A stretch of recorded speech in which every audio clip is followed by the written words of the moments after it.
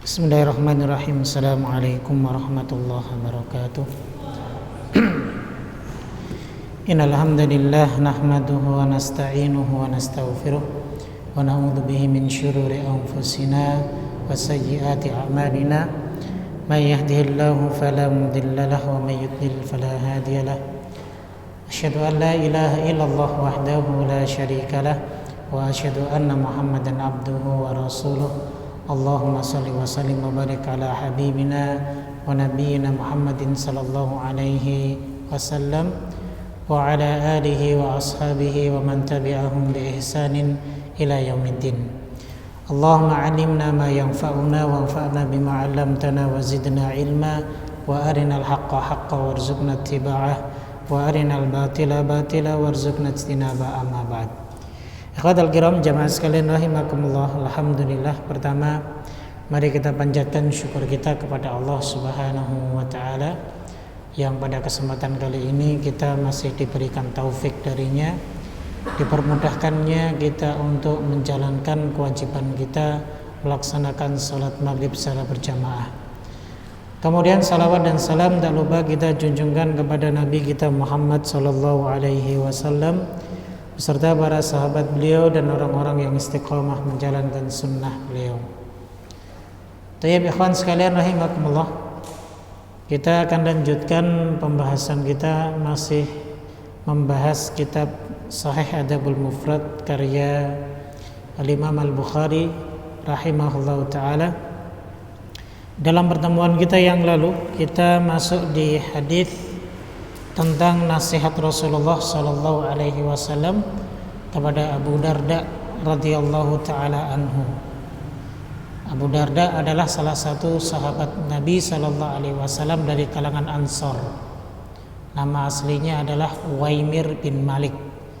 Ada yang mengatakan namanya adalah Amir bin Malik Al-Khazraji. Beliau dari suku Khazraj. Beliau disaudarakan dengan sahabat Salman Al-Farisi radhiyallahu taala anhu. Ini kisahnya masyhur. Kisah di mana saat Abu Darda ini sahabat yang terkenal kezuhudannya, jadi sampai tidak mau menyentuh istrinya. Keadaannya pun benar-benar dia tinggalkan dalam urusan kesenangan duniawiyahnya.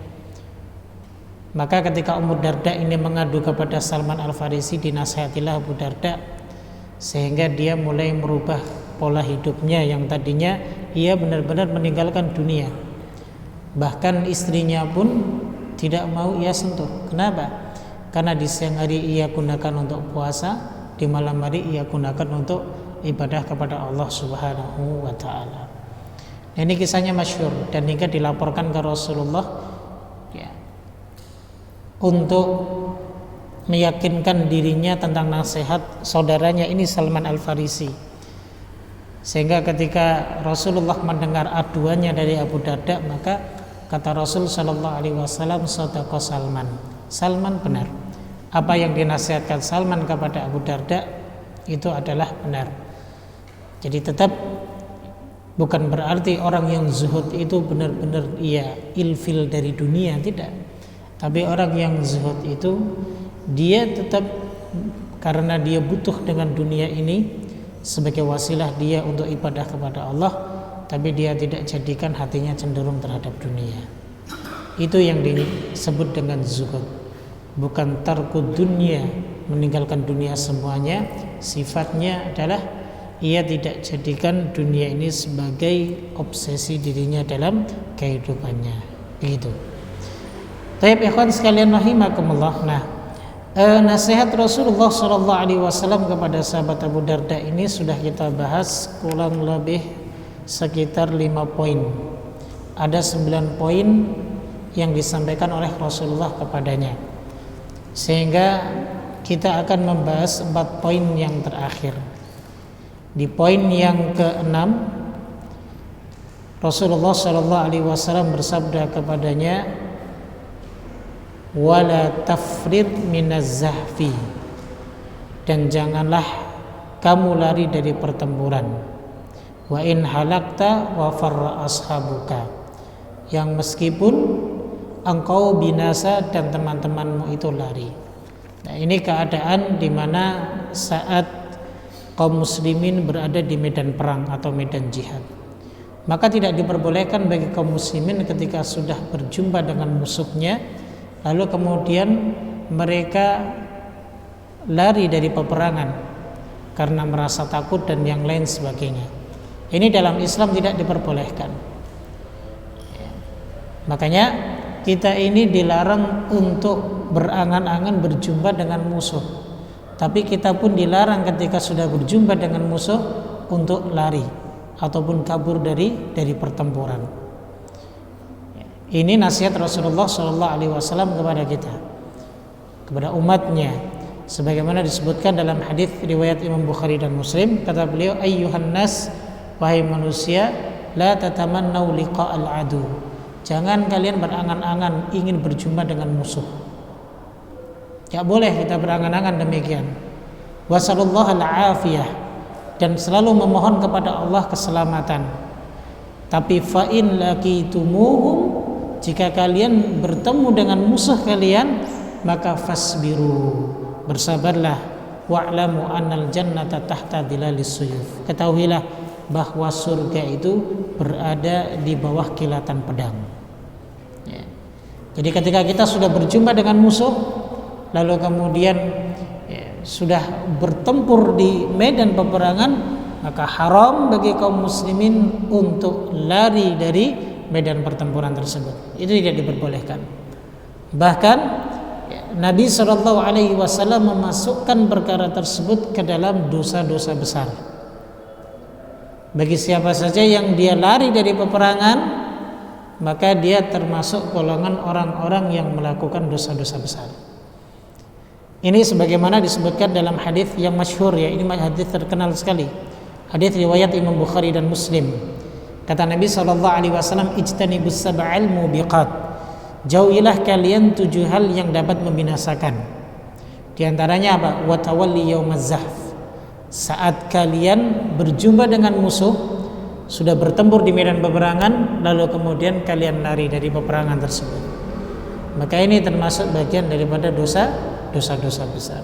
Maka nggak boleh jamaah, kita harus menghadapinya saat benar-benar kita dihadapkan dengan musuh Allah Subhanahu wa taala, begitu. Tayyib, jamaah ikhwan sekalian rahimakumullah, ada 2 keadaan yang kita diperbolehkan untuk lari dari medan peperangan. Jadi di sisi lain kita dilarang, tapi bentuk larangan tersebut ada 2 hal yang membolehkan kita untuk lari dari peperangan tersebut. Yang pertama adalah kita keluar dari medan peperangan untuk membuat siasat. Maka ini dibolehkan. Bukan lari tunggang langgang karena ketakutan, tidak. Tapi kita diperbolehkan lari dari medan perang karena kita ingin membuat siasat agar supaya kita bisa menyerang, membuat strategi baru agar kita bisa melumpuhkan musuh-musuh kita. Nah, ini diperbolehkan. Kemudian yang kedua adalah kita diperbolehkan untuk mundur dari medan peperangan itu karena kita punya niat ingin bergabung dengan pasukan yang lain. Misal pasukan bantuan itu hampir tiba. Dan pada saat itu kita sudah kewalahan karena melawan musuh-musuh Allah Subhanahu wa taala. Ketika itu kita boleh mundur untuk bergabung dengan pasukan kaum muslimin yang lain. Maka ini diperbolehkan. Nah, ini salah satu daripada fikih jihad. Makanya jihad itu enggak sembarangan seseorang bisa tiba-tiba hanya mengumandangkan suara takbir saja, Allahu Akbar, kita jihad. Tidak. Jihad itu ada fikihnya, ada retorikanya, ada tata caranya. Jangan sampai ketika terjun ke kancah peperangan lalu kemudian baru mendengar suara bom saja kita sudah lari tunggang langgang. Maka ini perlu dipelajari terlebih dahulu sebelum mungkin ada di sebuah wilayah kita terjadi sebuah peperangan karena memang musuh itu masuk ke dalam wilayah kita benar-benar. Maka disitulah disebut dengan jihad difa'i. Jihad kita melindungi diri karena sudah dijajah misalnya oleh musuh dalam peperangan. Jadi begitu. Tapi kaum muslimin itu tidak pernah menyerang. Kaum muslimin itu sifatnya adalah jika mereka menyerang musuh menyerang kita, maka kewajiban kita adalah untuk mempertahankan diri. Jadi begitu. Ya. Makanya jangan sampai salah kaprah. Mengaku sebagai mujahid, kemudian dia melakukan perbuatan-perbuatan yang justru malah merugikan kaum muslimin. Karena sebenarnya dia hakikatnya nggak paham tentang masalah hakikat jihad. Dia katakan sekarang ini jihad sudah fardu ain. Dari mana jihad itu fardu ain? Belum ada seruan dari satu imam, pemimpin kaum muslimin sedunia, belum ada. Yang nantinya akan muncul Imam Mahdi yang akan memimpin kita semuanya. Khobar cuman simpang siur. Ada beberapa penceramah saja yang hanya mengungkapkan, katanya Imam Mahdi sekarang umurnya 39 tahun, pernah bertemu dengan Imam Mahdi. Buktinya hingga sekarang mana Imam Mahdi tersebut? Ya. Maka perlu kita hati-hati dengan pemikiran-pemikiran yang seperti ini. Ya. Lalu kemudian kita digiring untuk apa? Untuk membeli ya, dagangan dia agar supaya kita bisa tinggal di tempat-tempat pegunungan. Kenapa? Karena Dajjal itu tidak masuk ke wilayah pegunungan. Kata siapa? Dajjal akan masuk ke semua pelosok dunia. Barulah jualan rumah, ya, jualan klaster dan yang lain sebagainya. Dan ini terjadi. Jadi di sisi lain menakut-nakuti kaum muslimin, di sisi lain mengambil keuntungan dari kaum muslimin. Ya. Bukan seperti itu kita mengajarkan kepada umat beragama. Kita ajarkan kepada umat beragama itu secara bertahap. Ini yang disebut sebagai ulama rabbaniyun. Para ulama, para alim yang mereka bisa mengajarkan secara bertahap. Sudah berbicara jihad, sholatnya saja masih bolong-bolong. Sudah berbicara jihad, bakti sama orang tua saja tidak. Nanti akan ada hadisnya setelah ini. Bagaimana ketika Nabi SAW didatangi seseorang yang ingin ikut serta berjihad. Nabi bertanya, ahayyun walidak? Apakah kedua orang tuamu masih hidup? Maka kata pemuda tersebut, iya ya Rasulullah, fafihi ma fajahada, kata Nabi. Maka berjihadlah dengan keduanya. Betapa kedudukan tinggi sekali di dalam Islam terhadap birrul walidain ketika kita berbakti kepada kedua orang tua kita. Nah, itu ya, ikhwan sekalian rahimakumullah, bahwa nasihat yang keenam ini selain daripada nasihat ataupun wasiat ini diberikan kepada sahabat Abu Darda, maka ini pun juga mengena kepada kita semuanya. Harus kita fahami karena ini dinul Islam, agama yang dibawa oleh Rasulullah SAW sebagai Rasul kita. Maka ini pun menjadi pelajaran bagi kita. Itu yang keenam, nasihat Rasulullah, wasiat Rasulullah kepada sahabat Abu Darda radhiyallahu taala an. Taib ikhwan sekalian rahimakumullah. Kemudian wasiat yang ketujuh, ya. Wasiat yang ketujuh adalah wa anfik min taulika ala ahlik, yaitu berikanlah nafkah dari hartamu kepada keluargamu. Berikanlah harta dari hartamu, berikanlah nafkah dari hartamu kepada keluargamu. Jadi ini salah satu kewajiban kita sebagai kepala rumah tangga untuk memberikan nafkah kepada keluarga kita, khususnya kepada anak kita, kepada istri kita, kemudian kepada saudara kita mungkin yang tidak mampu, saudara kandung yang masih memiliki lingkup ikatan nasab yang terdekat, maka mereka memiliki hak nafkah dari kita. Begitu pula kepada orang tua kita, mereka pun memiliki hak nafkah dari kita. Andaikan mereka tidak memiliki apa-apa ataupun mereka tidak memiliki nafkah atau mereka dalam keadaan miskin. Ya. Jadi inilah kewajiban kita untuk memberikan nafkah kepada keluarga kita. Ya. Bahkan kata Nabi SAW, beliau pernah bersabda, dinarun anfaqtahu fi sabilillah, dinar yang kau infakkan untuk di jalan Allah Subhanahu wa taala dengan dinar yang kau infakkan untuk keluargamu, maka itu lebih baik dinar yang kau infakkan kepada keluargamu dibanding yang kau infakkan di jalan Allah untuk hal-hal yang umum. Artinya apa?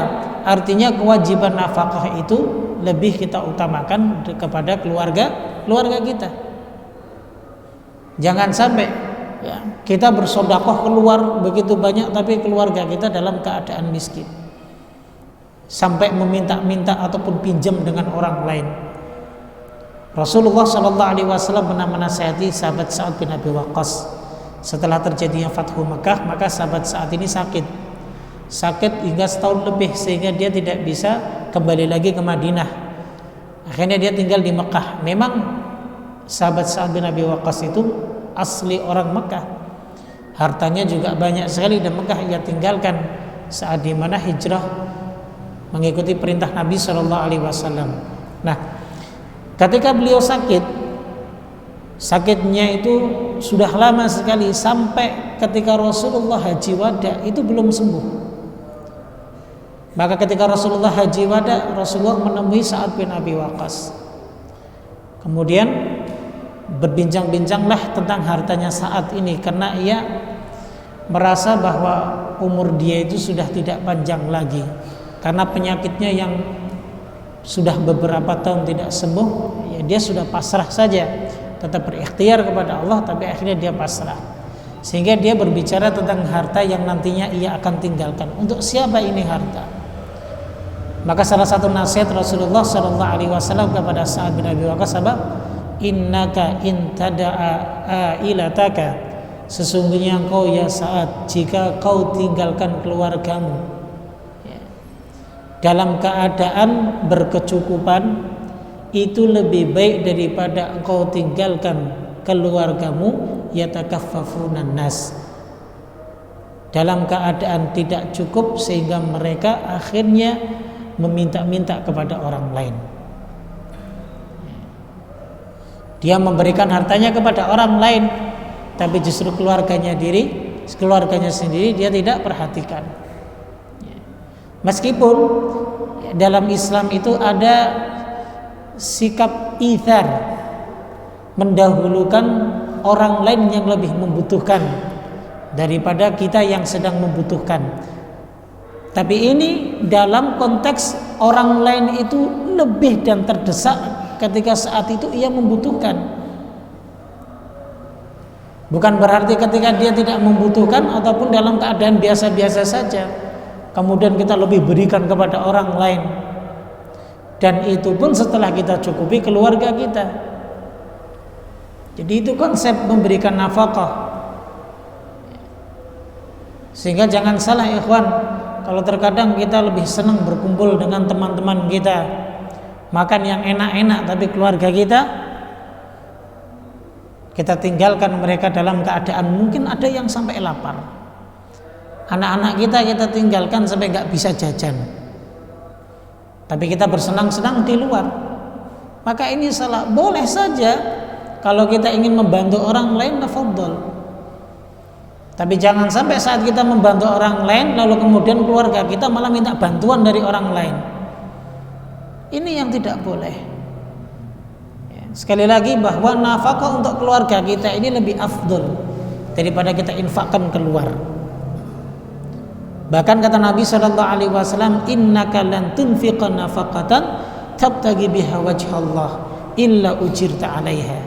Sesungguhnya kata Nabi SAW kepada Sa'ad bin Abi Waqqas ini, sesungguhnya jika kau menginfakkan hartamu kepada keluargamu lalu kemudian engkau mengharap infak ataupun nafkah tersebut agar supaya kamu bisa mendapatkan pahala dari Allah Subhanahu wa taala, maka hal tersebut akan kamu dapatkan.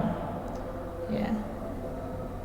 Hatta mataj'ala fi fai'i imra'atika, sampai makanan yang kau suapkan di mulut istrimu itu bernilai pahala di sisi Allah. Jadi jangan remehkan apa yang kita suguhkan untuk istri kita. Setiap hari kita keluar dari rumah kita untuk mencari harta nafkah, itu semua bernilai pahala di sisi Allah. Maka beruntunglah bagi kita yang sudah berkeluarga, memiliki tanggung jawab nafkah dengan anak dan istri kita. Yang kasihan kan yang belum berkeluarga, mau ngasih nafkah kepada siapa? Ya kepada orang tuanya, alhamdulillah. Ya. Maka ini menjadi motivasi bagi para jomblo untuk segera menikah. Ya. Jangan lama-lama menjomblo. Harta antum akan dipertanyakan Allah nanti. Untuk apa harta antum infakkan, kemana itu harta? Ya. Nah ini ya, ikhwan sekalian rahimakumullah ya, sekali lagi bahwa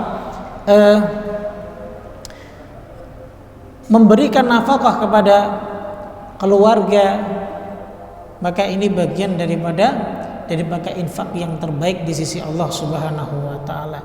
Cuma kita tidak boleh israf. Kita tidak boleh boros.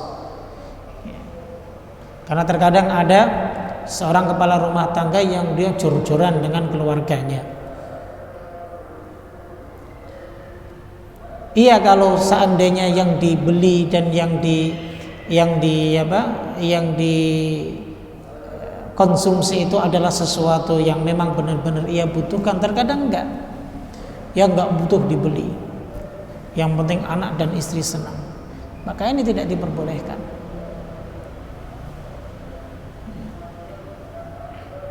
Bahkan jika seandainya kita punya istri ataupun punya anak kok memiliki sifat yang demikian, dia tidak bisa memilah-milah mana yang kebutuhan dan mana yang keinginan, maka kita sebagai suami harus bisa mengatur nafkah kita kepada istri kita, agar supaya apa yang dibelanjakan itu tidak sia-sia.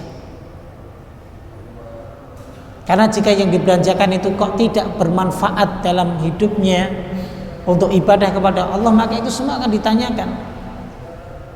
Karena ada hadis kan yang sahih ketika Nabi SAW bersabda, la tazulu qadama 'abdin yaumal qiyamati hatta yus'al an arba'ah. Tidak akan bergeser kedua telapak kaki seorang hamba pada hari kiamat itu sehingga ditanya 4 hal. Di antaranya an malihi min aina iktasabahu wa aina anfaqahu. Tentang hartanya, dari mana ia dapatkan dan kemana dia nafkahkan, kemana ia belanjakan. Kalau dia belanjakan untuk maksiat kepada Allah, maka ini akan dipertanyakan nanti dan akan diminta tanggung jawabnya di akhirat kelak. Allah akan tanyakan semua secara detail, jemaah. Semua kenikmatan yang Allah berikan kepada kita, maka itu bagian daripada ujian, sehingga kelak suatu saat akan ditanya oleh Allah Subhanahu wa taala.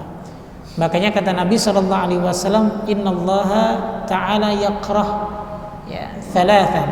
Allah Subhanahu wa ta'ala membenci 3 hal dan mencintai 3 hal. Di antara yang Allah benci itu apa? Idha'atul mal.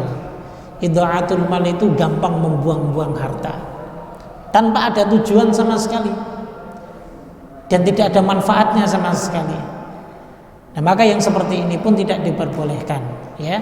Sekali lagi bahwa memberi nafkah kepada keluarga kita ini lebih afdol dibanding kita menginfakkan harta kita kepada yang lainnya. Cuma kita di sini pun diperintahkan untuk tidak israf ataupun boros dalam memberikan nafkah. Secukupnya. Ajarkan anak dan istri kita ya bisa qanaah meskipun kita punya, agar supaya tidak terlalu cenderung terhadap harta. Ajarkan kepada mereka, jangan sampai ketika mereka sudah tercenderung kepada harta sehingga mereka kalap dengan masalah duniawiyah, maka ketika kita diuji dengan hanya diberikan harta yang mungkin tidak mencukupi dalam hidup kita, akhirnya anak dan istri kita menjadi hamba-hamba Allah yang pembangkang, sehingga mereka berani bermaksiat kepada Allah Subhanahu wa taala hanya demi urusan perut dan urusan dunianya. Wal'iyadzubillah. Ya. Nah, ini nasihat ataupun wasiat Rasulullah Shallallahu Alaihi Wasallam kepada Abu Darda, dan ini pun menjadi wasiat bagi kita semuanya. Tayyib, ikhwan sekalian rahimakumullah. Ya. Lalu kemudian ya, wasiat beliau yang ke-8 adalah ya, wala tarfa' 'asaka an ahlik, dan jangan sekali-kali engkau mengangkat ya, asa, yaitu tongkat ya, untuk keluargamu. Artinya jangan kita menjadi orang yang ringan tangan. Ringan tangan di sini bukan makna yang baik, tapi makna yang buruk. Kita gampang memukul istri kita, kita gampang memukul anak-anak kita. Ya. Kata Nabi SAW, khairukum khairukum li ahlihi wa ana khairukum li ahli. Sebaik-baik kalian itu adalah yang paling berbuat baik kepada keluarganya. Jadi jangan sampai kita ya berbuat buruk dengan istri kita. Kata Nabi SAW, istausu bin nisa'i khaira. Kalau kamu mau memberikan wasiat, nasihat kepada istri-istrimu itu dengan cara yang baik. Gak bisa perempuan itu diberi nasihat dengan cara yang kasar. Kenapa? Fa'innahunna khuliqna min dhila. Karena wanita itu diciptakan dari tulang rusuk, yang dimana tulang rusuk itu bengkok. Jadi kalau seandainya ya, kita dengan keras ingin meluruskan tulang yang bengkok tersebut, maka akan patah.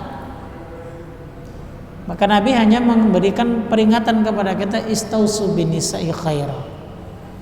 Kalau ingin menasihati istri-istrimu, maka nasihatilah dengan cara yang baik. Jangan nasihati istrimu dengan cara yang kasar. Ini baik bukan kasar, na'udzubillah. Bahkan sampai istrinya sendiri dikata-katain dengan ucapan-ucapan yang buruk. Kebun binatang semua keluar. Bahkan sampai berani memukul istrinya. Wal'iyadzubillah. Ini laki-laki yang sudah tidak baik. Kalau mau berantem dengan sesama laki-laki. Jangan seorang wanita yang lemah diajak berantem. Istri kita yang sudah lelah memberikan pelayanan kepada kita, menjaga anak-anak kita, menjaga harta kita, menjaga rumah kita, tapi kita dengan beraninya menyiksa dia. Ini bukan ciri-ciri laki-laki yang beriman. Nabi SAW memberikan ciri seorang yang paling baik itu adalah yang baik dengan istrinya, yang baik dengan keluarganya. Itu ya. Begitu juga dengan anak kita. Bagaimana cara mendidik anak kita? Tegas boleh, tapi kalau kasar jangan. Tegas artinya kita harus punya prinsip dalam mendidik anak dan mendidik istri kita. Itu diperbolehkan. Karena kita punya tanggung jawab, qu anfusakum wa ahlikum nar. Kita punya tanggung jawab agar supaya diri kita dan keluarga kita ini selamat dari api neraka Allah Subhanahu wa taala. Tanggung jawab yang besar, Pak. Jangan sampai kita remehkan tanggung jawab ini. Apalagi ketika kita mendidik anak-anak kita, ajarkan mereka hal-hal yang baik. Makanya mungkin di antara kita yang memiliki keturunan yang dia sudah bisa menangkap hal-hal yang baik, kalau dalam bahasa fikihnya adalah anak-anak yang sudah mumayyiz, maka ajarkan mereka mana yang hak, yang benar, dan mana yang batil. Kalau anak-anak seusia yang 6 tahun yang belum mumayyiz, maka kita doktrin mereka dalam perkara akidah, kita ajarkan mereka akidah yang baik. Dalam masalah sholat kita tuntun mereka bahwa sholat ini merupakan kewajiban. Kita ajarkan mereka yang baik-baik dahulu. Lalu ketika mereka sudah mumayyiz, bisa menimbang mana yang baik dan yang buruk, maka kita ajarkan mereka, kita kenalkan mereka perkara yang buruk. Tujuannya apa? Agar mereka itu bisa menghindar dari perkara tersebut. Nabi SAW memberikan tuntunan pengajaran kita kepada anak kita. Kata beliau SAW dalam hadits yang diriwayatkan oleh Imam Abu Dawud, muru auladakum bis-salati wa hum abna'u sab'i sinin. Ajarkan anak-anak kalian itu untuk sholat saat dimana ia berumur 7 tahun. Sebenarnya kalimat ini kalau kita kembangkan maknanya bukan hanya perkara sholat. Artinya perkara-perkara kewajiban itu harus kita kenalkan kepada anak kita. Anak berumur 7 tahun yang sudah siap untuk apa? Untuk mendengarkan kebaikan-kebaikan dari kita. Lalu kemudian wadribuhum 'alaiha wa hum abna'u asyra sinin. Maka pukul dia. Pukul dia ketika dia dalam usia 10 tahun. Artinya ini anak-anak sudah mumayyiz. Maksud dipukul di sini tidak dipukul sampai merah, sampai memar. Mungkin kalau kita dulu seperti itu, ketika diajar orang tua kita merasakan begitu luar biasa. Kalau sudah nilainya di bawah 9 itu sudah siap-siap tuh. Sapu itu gagangnya udah siap-siap melayang di punggung kita. Itu pengajaran dulu. Tapi jangan sampai kita tanamkan kepada anak-anak kita. Maksud dipukul di sini juga darbun ghairu mubarrih. Memukul tapi dengan cara pukulan yang tidak membekas. Sama baik itu dengan istri kita ataupun dengan anak-anak kita. Nah, itu metode untuk mengajarkan anak kita agar supaya anak kita ini tidak tumbuh menjadi anak yang keras kepala, tidak tumbuh menjadi anak yang nantinya mereka akan menjadi orang tua, nantinya akan sama memperlakukan seperti dia pernah diperlakukan oleh kedua orang tuanya. Jangan sampai begitu. Ajarkan ketegasan tapi bukan kekerasan. Dan ini yang Nabi SAW perintahkan kepada kita. Karena sekali lagi bahwa mereka merupakan aset bagi kita, maka baik buruknya mereka selain dari taufik dari Allah Subhanahu wa taala, maka itu hasil karya dari didikan kita semenjak mereka masih dalam keadaan kecil. Makanya jangan sampai kita lengah. Ngeri sekali kalau kita lihat anak-anak Jakarta itu, Pak. La haula wala quwata illa billah, anak-anak seumuran segini ya. Ngomong kalbun dalam bahasa Indonesia aja usah fasihnya luar biasa. Bahkan ngomong omongan yang kotor itu anak-anak seumuran segini itu udah fasih. Wal'iyadzubillah. Ini di mana orang tuanya? Ternyata ketika ditelisiki, ya orang tuanya saja ketika marah sama anaknya keluar juga kata itu. Sama bagaimana anaknya nggak mau niru. Ini menjadi PR besar bagi kita. Kita ini sekarang memiliki generasi yang krisis terhadap akhlak, jauh sekali dari akhlak yang islami. Nanti akan jadi apa generasi kaum muslimin selanjutnya kalau kita sekarang tidak berbenah diri dengan kita memperhatikan anak-anak kita yang menjadi aset nantinya, agar supaya mereka benar-benar menjadi generasi Islam yang bisa menegakkan Islam dan bisa memberikan pengaruh baik kepada masyarakatnya. Dakwah itu tidak selalu dengan penyampaian di mimbar-mimbar podium. Dakwah itu sebenarnya lebih banyak bisa mempengaruhi dengan akhlak. Itu lebih mudah sekali dicerna oleh masyarakat kita dibanding dengan kita menyampaikannya di podium, menyampaikannya di mimbar seperti ini. Kalau seperti ini paling yang datang itu yang benar-benar semangat pengen ngaji. Coba antum lihat di sekeliling masjid sini masih banyak kaum muslimin kok. Apakah mereka ikut merapat dengan kita? Tidak. Maka ini sangat miris sekali. Sehingga apa? Sehingga yang harus kita lakukan, ketika kita sudah dapat ilmu di dalam masjid, maka kita terapkan di luar masjid. Kita harus memiliki perangai dan akhlak yang baik. Kita ajarkan anak dan istri kita juga akhlak yang baik. Sehingga ketika mereka bermuamalah dengan tetangganya, maka tetangganya itu akan merasa nyaman dengan mereka dan akan bisa terwarnai dengan akhlak mereka.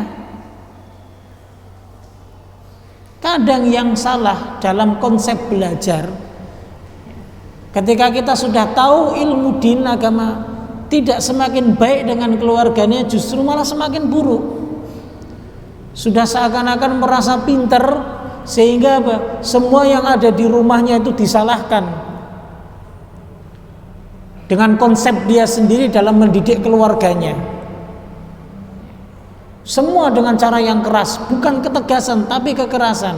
Maka ini tidak diperbolehkan. Nabi SAW ketika pernah makan dengan putra bawaan dari istrinya, Ummu Salamah. Ummu Salamah ini suaminya adalah Abu Salamah, punya anak namanya Umar bin Abi Salamah. Suatu waktu ya, Umar bin Abi Salamah ini kan dia di hijrnya Nabi ya, di hijrnya Nabi itu maksudnya dia di bawah nafkahnya Nabi SAW sebagai anak bawaan dari istrinya. Saat itu makan bersama satu nampan dengan Nabi SAW. Ini anak, yang namanya anak ya. Ketika melihat makanan kok yang agak jauh dia ambil, makanan yang sini dia ambil begini, udah ngacak-ngacak. Mungkin kalau orang yang tidak punya ilmu dan dia tidak sabar, langsung dia marah, tangannya itu, matanya itu, udah ya, diomelin tuh anak habis-habisan, sehingga anak menjadi ciut, mentalnya menjadi turun. Kadang digeplak lagi. Nah ini cara mendidik yang salah. Nabi SAW melihat anaknya seperti itu, beliau mengatakan apa? Ya gulam, nak, samillah. Dan baca bismillah belum? Baca bismillah ya. Wakul biyaminik, makan dengan tangan kanan ya.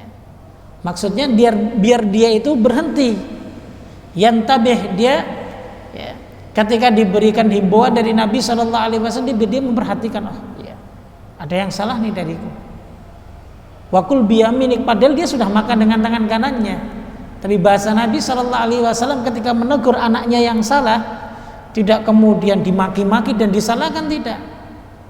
Samillah, wakul biyaminik, wakul mimma yalik, coba kamu makan yang ada di depanmu dulu. Masya Allah. Kira-kira kita bisa nggak begitu menerapkan itu dengan anak kita? Kadang kalau sudah kesel, ya sudah, mata kita melotot, mungkin tangan kita sudah melayang ke mukanya kali, ke badannya kali, dan yang lain sebagainya. Ini konsep yang salah saat kita mendidik anak-anak kita ya. Benar, kita harus tegas, tapi ketegasan itu bukan berarti kita menyakitinya, tidak ya. Memberikan efek jerah benar, tapi cara memberikan efek jerah bukan berarti kita memberikan bekas yang buruk kepada anak kita, salah. Inilah yang sering kita lupakan ya, tentang bagaimana cara kita mendidik anak kita dengan baik. Butuh parenting kalau istilah zaman sekarang itu ya. Bagaimana kita ikut seminar-seminar bagaimana cara kita untuk mendidik anak kita agar supaya menjadi orang tua yang benar-benar orang tua yang bisa memberikan cerminan yang baik buat anak-anaknya. Itu sangat perlu sekali, kawan sekalian rahimakumullah. Jadi begitu ya.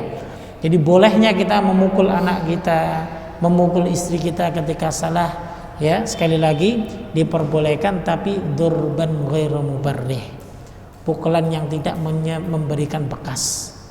Itu yang paling penting. Nah itu nasihat yang ke-8. Baik. Kemudian yang ke-9, wa akhifhum fillah kata Nabi Shallallahu Alaihi Wasallam, yaitu ajarkanlah kepada mereka agar supaya memiliki rasa takut kepada Allah Subhanahu wa taala.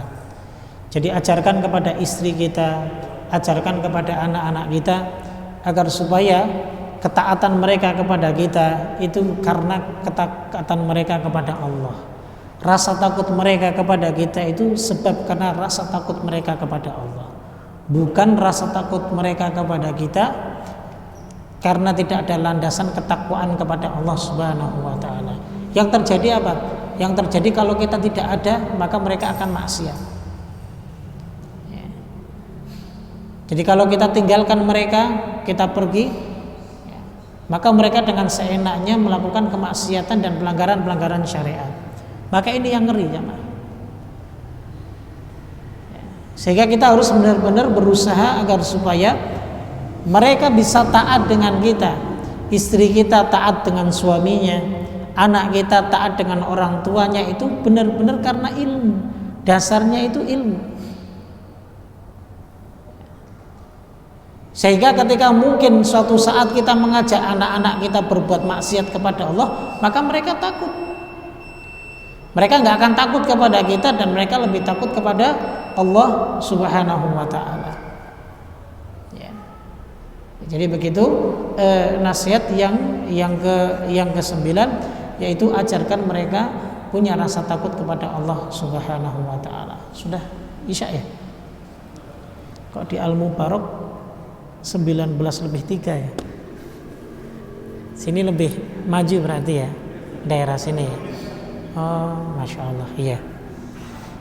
Nah, berarti saya salah tadi. Rencananya jam 7 pas saya mau berhenti. Ternyata di sini isyanya sebelum jam 7 ya.